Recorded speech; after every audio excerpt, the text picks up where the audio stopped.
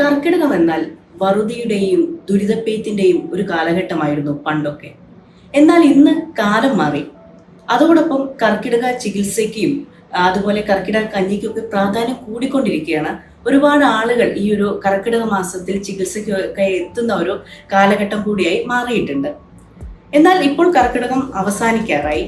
അപ്പോൾ ഇപ്പോൾ എത്ര ആൾക്കാർ വരുന്നുണ്ട്, അതുപോലെ കർക്കിടകം കഴിഞ്ഞാൽ ഈ ഒരു ചികിത്സ ചെയ്യാൻ പറ്റുമോ, ഇതൊക്കെ പലരുടെയും സംശയങ്ങളാണ്.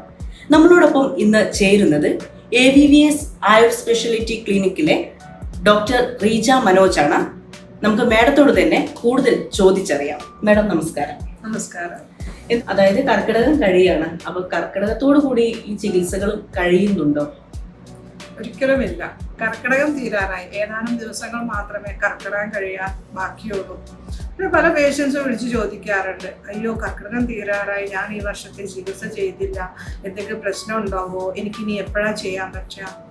ഒരു ആരോഗ്യം സംരക്ഷിക്കാൻ ആഗ്രഹിക്കുന്ന ഏതൊരാൾക്കും ഏതൊരു സമയത്തും ഇത്തരം ചികിത്സകൾ ചെയ്യാൻ പറ്റുന്നതാണ്.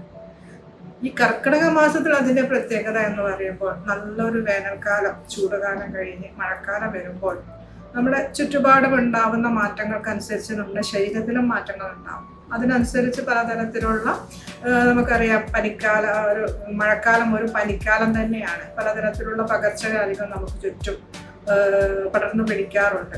നമ്മുടെ ശരീരത്തിൻ്റെ ഒരു പ്രതിരോധ ശക്തി കുറഞ്ഞു വരുന്ന ഈ ഒരു സമയമായതുകൊണ്ട് തന്നെ ആ ഒരു കാലാവസ്ഥ മാറ്റത്തിനനുസരിച്ച് ശരീരത്തിലെ മാറ്റങ്ങളെ ശരീരത്തിനെ അതിനെ പ്രതിരോധിക്കാൻ ഉതകുന്ന വിധത്തിൽ ശരീരത്തെ സജ്ജമാക്കുന്നതാണ് ഈ ഒരു മഴക്കാല ചികിത്സ. അത് കർക്കിടകം എന്നല്ല, ഏതൊരു സമയത്തും നമ്മുടെ ശരീരത്തിൻ്റെ രോഗപ്രതിരോധ ശക്തി വർദ്ധിപ്പിക്കാനും ആരോഗ്യം വർദ്ധിപ്പിക്കാനും നമുക്ക് ആയുർവേദ ചികിത്സകൾ തേടാവുന്നതാണ്.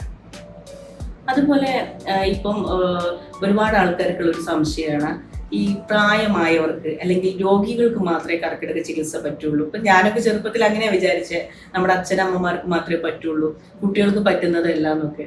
ഇപ്പം അതിനൊക്കെ മാറ്റം വന്നിട്ടുണ്ടോ, അതോ ഇത് ആ ഒരു കാറ്റഗറിക്ക് മാത്രം പറ്റുന്നതാണോ, അതോ ഇപ്പോഴത്തെ ജനറേഷൻ അതിലോട്ട് വന്നിട്ടുണ്ടോ കൂടുതൽ? യെസ്, ഈ ഒരു എനിക്ക് തോന്നുന്നത് കുറച്ച് 2-3 വർഷങ്ങളായിട്ട് ഒരു സെൽഫ് കെയർ, വെൽനസ്, ഇതിനൊക്കെ കുറച്ചും കൂടി ആൾക്കാർ ഇമ്പോർട്ടൻസ് കൊടുക്കാൻ തുടങ്ങി.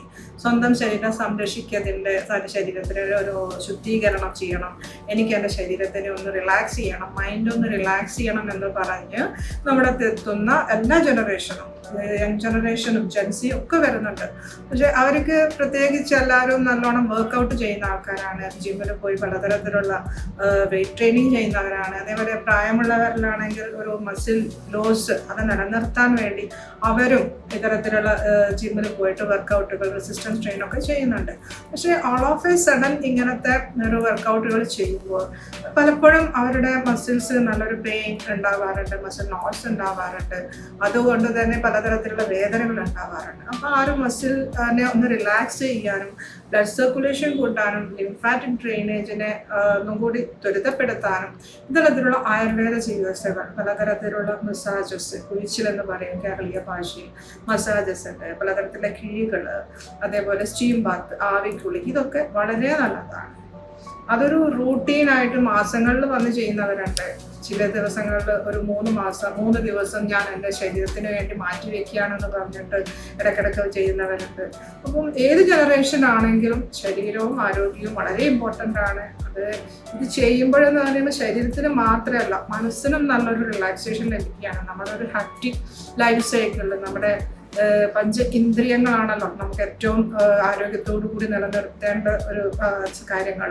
ആ ഇന്ദ്രിയങ്ങളുടെ പ്രവർത്തനക്ഷമത വർദ്ധിപ്പിക്കാൻ ഉതകുന്ന വിധത്തിലുള്ളതാണ് നമ്മുടെ ഇത്തരത്തിലുള്ള ആയുർവേദ ട്രീറ്റ്മെൻറ്റ്സ് ഒക്കെ. സോ അത് റൂട്ടീനായി ചെയ്യുന്നത് കൊണ്ട് നമ്മുടെ ലൈഫ് സ്റ്റൈൽ കുറച്ചും കൂടി മെച്ചപ്പെട്ടതാകും, നമ്മുടെ ലോഞ്ചിവിറ്റി കൂടും, ഏറ്റവും കൂടുതൽ ആൾക്കാർക്ക് കുറേ കാലം ജീവിക്കുക, ആരോഗ്യത്തോടു കൂടി ജീവിക്കുക എന്നുള്ളതാണ്. എപ്പോഴും യങ്ങായിട്ട് ജീവിക്കാനാണ് ആൾക്കാർ ആഗ്രഹം. അതൊക്കെ ആഗ്രഹിക്കുന്നവർ റൂട്ടീനായിട്ട് തന്നെ ഇത്തരം ആയുർവേദ ചികിത്സകൾ ചെയ്യുന്നത് വളരെ നല്ലതാണ്. അതുപോലെ നമ്മൾ കുറേ നേരമായിട്ട് കർക്കിടക ചികിത്സ പറയുന്നുണ്ട്. അപ്പൊ എന്തൊക്കെയാണ് ഈ ചികിത്സയിൽ വരുന്ന കാര്യങ്ങൾ? കാരണം പല കാര്യങ്ങളും അതിൽ ഉൾപ്പെടുന്നുണ്ട്. അപ്പം ടോട്ടൽ നമ്മളൊരു മാസം ഈ ഒരു കർക്കിടക ചികിത്സ എന്ന് പറയുമ്പോൾ എന്തൊക്കെ ഉൾപ്പെട്ടതാണ് ഈ കർക്കിടക ചികിത്സ എന്ന് പറയുന്നത്? കർക്കിടക ചികിത്സ എന്ന് പറയുന്നത് പ്രത്യേകിച്ച് അതിൽ പറയുന്നത് നമ്മുടെ പഞ്ചകർമ്മമാണ്. ആയുർവേദത്തിൽ പഞ്ചകർമ്മം എന്ന് പറയുന്ന ശരീരത്തിലെ ദോഷങ്ങളുടെ ഏറ്റക്കുറിച്ചിലുകൾ കൊണ്ടാണല്ലോ ബോഡി ഹ്യൂമേഴ്സ് എന്ന് പറയും. അതുകൊണ്ടാണ് അസുഖങ്ങൾ ഉണ്ടാവുന്നത്. പ്രത്യേകിച്ച് ഈ മഴക്കാലം പോലുള്ള നല്ലൊരു തണുപ്പുള്ള അവസരങ്ങളിൽ ഈ ത്രിദോഷത്തിന് വല്ലാതെ ഒരു ഡീവിയേഷൻ സംഭവിക്കുന്നുണ്ട്. അപ്പം അതിനെ കറക്റ്റ് ചെയ്യാൻ ഉതകുന്ന വിധത്തിലുള്ള ചികിത്സയാണ് പഞ്ചകർമ്മം അഥവാ ശോധന ചികിത്സ എന്ന് പറയും. ശരിക്കും ഒരു കറക്റ്റായിട്ടുള്ള ഒരു പഞ്ചകർമ്മ എന്ന് പറയുമ്പോൾ വമനം, ഛർദ്ദിപ്പിക്കൽ, വിരേചനം, വയറിളക്കൽ, വസ്തി, മെഡിക്കേറ്റഡ് എനിമ, പിന്നെ നസ്യം, നമ്മുടെ മെഡിക്കേറ്റഡ് ഓയിൽസ് ഒക്കെ നമ്മുടെ മൂക്കിൽ അപ്ലൈ ചെയ്യുന്നത്, പിന്നെ രക്തമോശം, ബ്ലഡ് ലൈറ്റിംഗ്. ഇതാണ് ശരിക്കുമുള്ള പഞ്ചകർമ്മ. ഇതിന് പ്രീ പ്രൊസീജിയേഴ്സ് ഉണ്ട്, പോസ്റ്റ് പ്രൊസീജിയേഴ്സ് ഉണ്ട്. ഒരു ശരിക്കും വളരെ ശ്രദ്ധിച്ച് ചെയ്യേണ്ട ഒരു നല്ലൊരു ക്വാളിഫൈഡ് ഡോക്ടറിന്റെ അണ്ടറിൽ ചെയ്യാൻ പറ്റുന്നതാണ് ഈ പഞ്ചകർമ്മ ചികിത്സകൾ. ഇതിന്റെ മിനിയേച്ചർ ആയിട്ടുള്ള നമ്മുടെ കേരളീയ പഞ്ചകർമ്മ എന്ന് പറയും.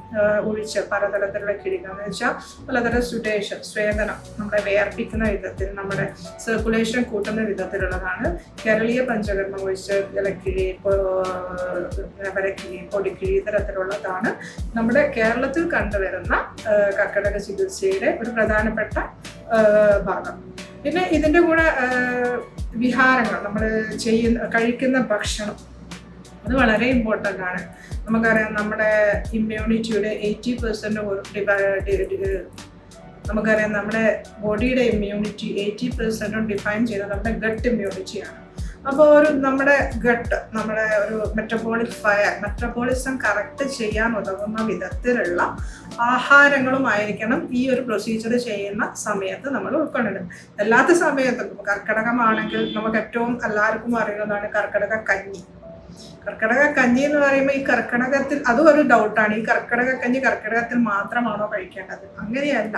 അത് ശരിക്കും നമ്മുടെ ഡൈജഷൻ മെച്ചപ്പെടുത്താനും രോഗപ്രതിരോധ ശക്തി വർദ്ധിപ്പിക്കാനും ഒക്കെ ഉതകുന്ന ഒരു ബാലൻസ്ഡ് ഡയറ്റാണ് ഈ കർക്കിടക കഞ്ഞി. അതിൽ ഒരുവിധം എല്ലാം വരും. നമ്മുടെ കാർബ് വരും, പ്രോട്ടീന് വരും, പിന്നെ മെറ്റബോളിസം കറക്റ്റ് ചെയ്യാൻ ഉതകുന്നത്, വിശപ്പുണ്ടാക്കാൻ പറ്റുന്ന കുറെ മരുന്ന് കൂട്ടുകൾ വരും. ഇതെല്ലാം അടങ്ങിയതാണ് കർക്കിടക കഞ്ഞി. അത് ആയുർവേദത്തിൽ കുറേ കഞ്ഞികൾ പറയുന്നുണ്ട്. പല ഡിസീസ് കണ്ടീഷനിലും ഇത് കഴിക്കണം. അതേപോലെ ആയുർവേദത്തിൽ ഇത് ഒരു സീസണൽ റെജിമെൻ, ഋതുചര്യ എന്ന് പറയും. Always prevention is better than cure. നമ്മൾ രോഗം വന്ന് ചികിത്സിക്കുന്നതിനേക്കാൾ ഇമ്പോർട്ടൻറ്റ് രോഗം വരാതിരിക്കുക. ഒരു സീസണിൽ ഉണ്ടാകുന്ന മാറ്റങ്ങളെ പ്രതിരോധിക്കാൻ വേണ്ടി നമ്മുടെ ശരീരത്തിന് പ്രാപ്തമാവുന്ന വിധത്തിൽ കുറേ സീസണൽ റെജിമൻ ആയുർവേദത്തിൽ പറഞ്ഞിട്ടുണ്ട്. കർക്കിടകചര്യ അതിലൊന്നാണ്. അങ്ങനെ ഒരു സീസൺ എന്ന് വെച്ചാൽ പ്രത്യേകിച്ച് കേരളത്തിൽ പ്രകടമായിട്ടുള്ളത് 3 ഋതുക്കൾ അല്ലേ. നമുക്ക് മഴക്കാലമുണ്ട്, നല്ല വേനൽക്കാലമുണ്ട്, പിന്നെ ഒരു മഞ്ഞുകാലം. അതും അത്ര ഒരു ഇതല്ല. പക്ഷെ അതുകൊണ്ട് നമ്മൾ മെയിനായിട്ട് കേരളത്തിൽ വേനൽക്കാല ചര്യ ചെയ്യും. അതും പറഞ്ഞിട്ടുണ്ട് കേട്ടോ. വേനൽക്കാലത്ത് എന്തൊക്കെ കഴിക്കണം, എന്തൊക്കെ ട്രീറ്റ്മെന്റ്സ് എടുക്കണം എന്നുള്ളത്. അതേപോലെ മഴക്കാലത്ത് എന്തൊക്കെ ചെയ്യണം എന്ന് മഴക്കാലം ചെയ്യുക. പിന്നെ ഹേമന്തത്തിൽ, മഞ്ഞുകാലത്ത് ചെയ്യണത് അത് ചെറുതായിട്ട് പറയുന്നുണ്ട്. പക്ഷെ അതൊക്കെ എടുക്കുകയാണെങ്കിൽ നമുക്ക് ആ ഒരു സീസണിൽ ഉണ്ടാവുന്ന അസുഖങ്ങൾ ഒരു പരിധി വരെ നമുക്ക് തടയാൻ പറ്റും. ഇപ്പൊ മാഡം പറഞ്ഞല്ലോ ഭക്ഷണത്തിന്റെ അത്. അപ്പം ഈ പഥ്യമൊക്കെ ഇതിനാവശ്യമാണോ? ശരിക്കും എന്താണ് ഈ പഥ്യം എന്ന് പറയുന്നത്? പഥ്യം എന്ന് പറയുമ്പോൾ നമ്മൾ പഥം എന്ന് പറയുമ്പോൾ ഒരു വഴി അല്ലേ. അപ്പോൾ നമ്മളൊരു നേർവഴിക്ക് സഞ്ചരിക്കുകയാണ്. അതേപോലെ നമ്മൾ നല്ല ആരോഗ്യത്തോടു കൂടി മുന്നോട്ട് പോകുമ്പോൾ അതിൽ നിന്ന് വഴി മാറുമ്പോഴാണ് നമുക്ക് അസുഖങ്ങൾ വരുന്നത്. അപ്പൊ ആ വഴി മാറി നടക്കുന്നതിനെ നേരെയാക്കണം എന്നുണ്ടെങ്കിൽ അതിനു വേണ്ടി ആ അസുഖങ്ങൾ ഉണ്ടാവാനുണ്ടായ കാരണങ്ങളാണ് ഈ വഴിമാറി നടക്കൽ. ആ കാരണങ്ങളെ ഒഴിവാക്കുന്നതാണ് പഥ്യം. ആ കാരണങ്ങൾ ഒഴിവാക്കാതെ നമുക്ക് ഒരിക്കലും അസുഖത്തിൽ നിന്ന് അസുഖത്തെ മാറ്റാൻ പറ്റില്ല. അപ്പൊ ഏതൊരു അസുഖത്തിനും ആ അസുഖം വരാൻ കാരണമായ സംഗതികളെ ഒഴിവാക്കി കൊണ്ടുള്ള ചികിത്സയാണ് വേണ്ടത്. ആ ചികിത്സ അപ്പോൾ അതുകൊണ്ട് തന്നെ പഥ്യം എന്ന് പറയുമ്പോൾ ആ ചികിത്സയുടെ ഒരു ഭാഗമാണ് എന്ന് വെച്ചാൽ ആ കാരണങ്ങളെ ഒഴിവാക്കുക. കർക്കിടക ചികിത്സയിലും നമ്മൾ ചില പഥ്യങ്ങൾ പറയാന്ന് പറയാം. തണുത്തത് എന്ന് വെച്ചാൽ തണുപ്പുള്ള കാലാവസ്ഥയാണ്, തണുത്ത ഭക്ഷണങ്ങൾ, പിന്നെ ഫ്രിഡ്ജിൽ വെച്ച് വീണ്ടും ചൂടാക്കി കഴിക്കുക. വല്ലാതെ ദഹിക്കാൻ ബുദ്ധിമുട്ടുള്ള, ഓൾറെഡി നമ്മുടെ മെറ്റബോളിക്സം ഒക്കെ ഒന്ന് കുറഞ്ഞിരിക്കുന്ന സമയമാണ്. അപ്പോൾ കൂടുതലായിട്ടുള്ള ഡൈജസ്റ്റ് ചെയ്യാൻ ബുദ്ധിമുട്ടുള്ള ഭക്ഷണം ഒന്ന് ഒഴിവാക്കുക. പിന്നെ നന്നായിട്ട് ഇലക്കറികൾ, അതേപോലുള്ള നമുക്കറിയാം നമ്മുടെ നാട്ടില് പത്തിലൊക്കെ വളരെ ഇമ്പോർട്ടൻ്റ് ആണ് അല്ലെ കർക്കിടകത്തിൽ. അതൊരു ചൊല്ലുണ്ട്, ചക്കയും മാങ്ങയും മുമ്മാസം, ചേനയും ചേമ്പും മുമ്മാസം, താളും തകരയും മുമ്മാസം, അങ്ങനെയും ഇങ്ങനെയും മുമ്മാസം.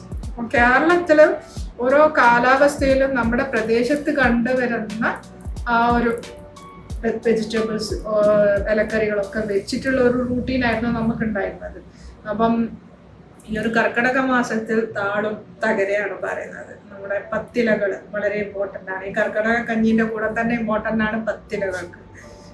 ഈ ഒരു സമയത്ത് നല്ലൊരു വേനൽക്കാലം കഴിഞ്ഞ് പുതിയ ഇലകളൊക്കെ സ്പ്രൗട്ട് ചെയ്യുമ്പോൾ ആ ഇലകളിൽ കൂടുതൽ ഫൈബേഴ്സിൻ്റെയും ജീവകങ്ങളുടെയും വൈറ്റമിൻസിൻ്റെയും ഒക്കെ അംശങ്ങൾ കൂടുതലായിരിക്കും.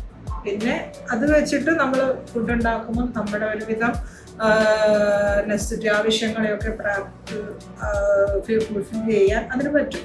അതൊക്കെയാണ് ഈ സമയത്ത് കർക്കിടകത്തിൽ താളും തകരയൊക്കെ നിങ്ങളുടെ ഫുഡിൽ ഇൻക്ലൂഡ് ചെയ്യണം എന്ന് പറയുന്നത്.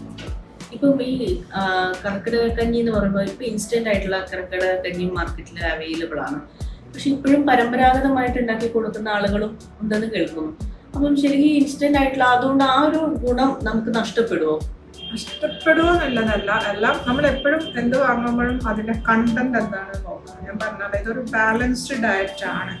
ഒരാൾക്ക് കർക്കിടക കഞ്ഞി കഴിക്കേണ്ടത് എങ്ങനെയാണെന്ന് പറയുമ്പോൾ നമ്മൾ ഏതെങ്കിലും ഒരു മീൽ ടൈമിൽ നമ്മളിത് മെയിനായിട്ടുള്ള ഫുഡായിട്ട് യൂസ് ചെയ്യാം.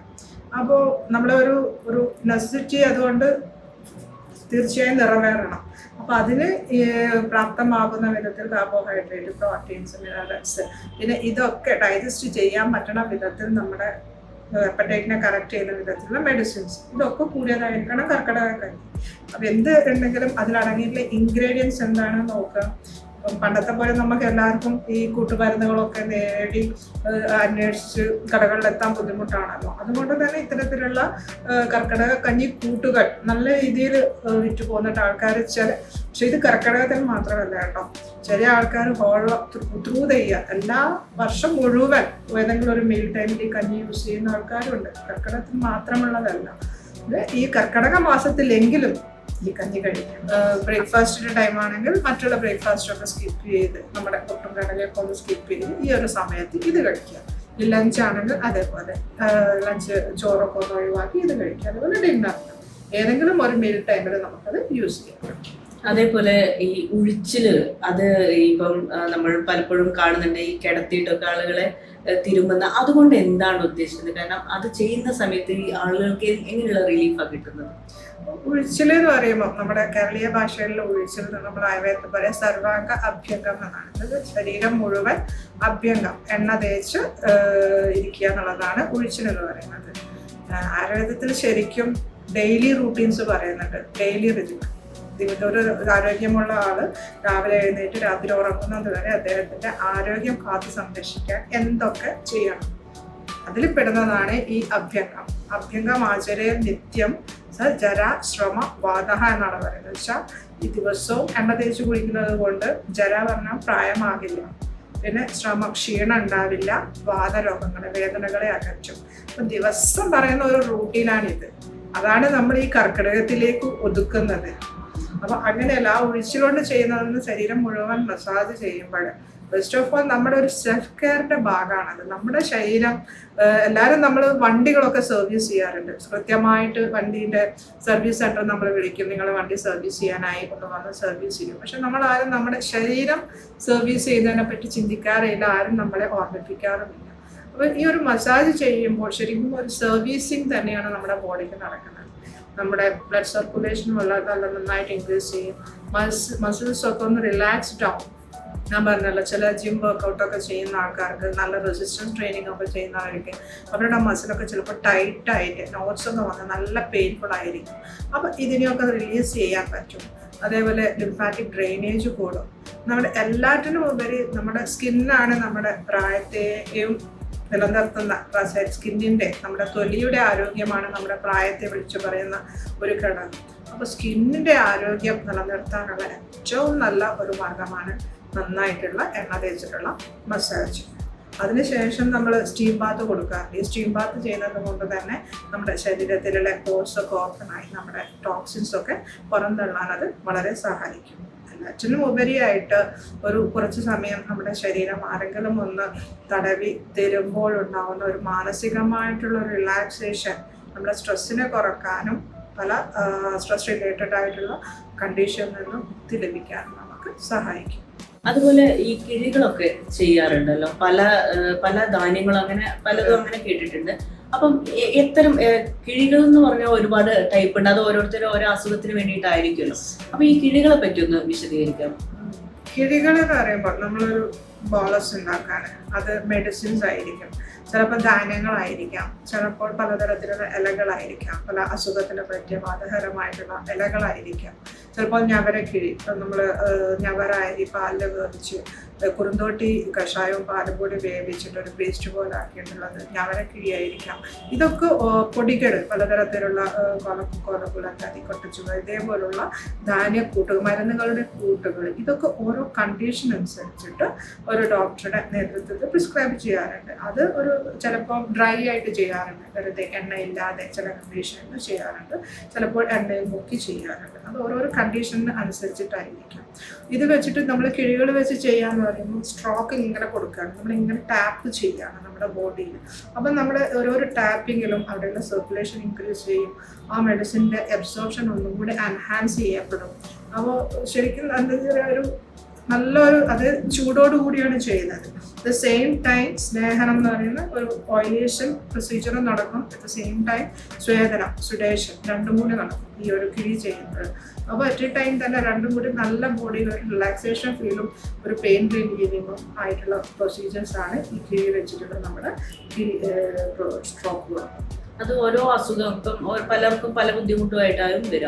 അപ്പം അവർക്കൊക്കെ പലതരം ധാന്യങ്ങൾ ഇപ്പം വേണം പറഞ്ഞ പോലെ അങ്ങനെയാണോ ഉപയോഗിക്കുന്നത്? അതെ, പലപ്പോഴും പല കണ്ടീഷൻ, നല്ലൊരു ഇൻഫ്ലമേഷൻ, നല്ല നീർക്കെട്ടൊക്കെ ഉള്ളൊരു കേസസിൽ ഒരിക്കലും നമ്മൾ ഓയിൽ വെച്ചിട്ടുള്ള കിഴികളൊന്നും സജസ്റ്റ് ചെയ്യാറില്ല. ഓരോരോ കണ്ടീഷൻ അനുസരിച്ചിട്ട് എപ്പോഴും ഡോക്ടർ എക്സാമിൻ ചെയ്തതിന് ശേഷം അത് വളരെ ഇമ്പോർട്ടൻ്റ് ആണ്. ഇന്നത്തെ കാലത്ത് പ്രത്യേകിച്ച് ഓരോരുത്തർക്കും പല ആൾക്കാർക്കും പല വിധത്തിലുള്ള അസുഖങ്ങൾ ആയിട്ടുള്ള ആൾക്കാരാണ് നമ്മുടെ അടുത്ത് വരിക. അപ്പം അവർക്ക് പ്രത്യേകിച്ച് അവരുടെ കണ്ടീഷൻ അനുസരിച്ചിട്ട് മാത്രം, ചിലപ്പോൾ കിഴിയുന്നതായിരിക്കില്ല, ചിലപ്പോൾ ധാരകളായിരിക്കാം, ധാന്യാമ്ലം, കഷായം, ഇതൊക്കെ വെച്ചിട്ടുള്ള ധാരകളായിരിക്കും ഫസ്റ്റ് വേണ്ടത്. അതെപ്പോഴും ആ ഒരു കണ്ടീഷൻ, നല്ല നീർക്കെട്ടുള്ള വേദനയുള്ള സമയത്തൊക്കെ നമ്മൾ ഒരിക്കലും ഡയറക്റ്റ് ഓയിൽ മസാജ് ഒന്നും സജസ്റ്റ് ചെയ്യാറില്ല, അത് ധാരകളായിരിക്കാം. അപ്പം ഇതൊക്കെ എപ്പോഴും ഒരു ക്വാളിഫൈഡ് ഡോക്ടേഴ്സിൻ്റെ അണ്ടറിൽ ചെയ്യാനുള്ളതാണ് വളരെ ഇമ്പോർട്ടൻറ്റ്.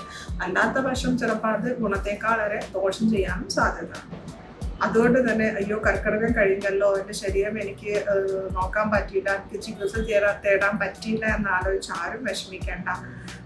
ഏത് സമയത്തും ഉള്ള ആരോഗ്യത്തെ മെച്ചപ്പെടുത്താനും നിലനിർത്താനും ഉള്ള അസുഖങ്ങളുടെ കാഠിന്യം കുറക്കുവാനും ആയുർവേദ ചികിത്സകൾ ചെയ്യാം ഒരു അംഗീകൃത ആയുർവേദ ഡോക്ടറുടെ നേതൃത്വത്തിൽ. അപ്പോൾ ഡോക്ടർ പറഞ്ഞ പോലെ കർക്കിടകം എന്നത് ഒരു മാസത്തെ മാത്രം ചികിത്സയല്ല, അതൊരു ആരോഗ്യം പൂർണ്ണമായി നിലനിർത്താനുള്ളൊരു തുടക്കമാണെന്ന് ഡോക്ടർ പറഞ്ഞ വാക്കുകളിൽ നിന്നൊക്കെ നമുക്ക് വ്യക്തമാണ്. നമ്മളോടൊപ്പം ഇത്രയും നേരം ചേർന്നത് AVVS ആയുർ സ്പെഷ്യാലിറ്റി ക്ലിനിക്കിലെ ഡോക്ടറും അതുപോലെ ഗ്ലോവേദ ഹെർബൽസിലെ R&D ഹെഡും കൂടെയായ ഡോക്ടർ റീജ മനോജാണ്. ഡോക്ടർ നന്ദി. Subscribe to One India and never miss an update.